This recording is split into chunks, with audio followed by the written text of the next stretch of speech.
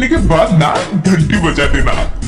ताकि मैं जब भी कोई नया वीडियो अपलोड करूँ तो तुम्हारी फोन की भी घंटी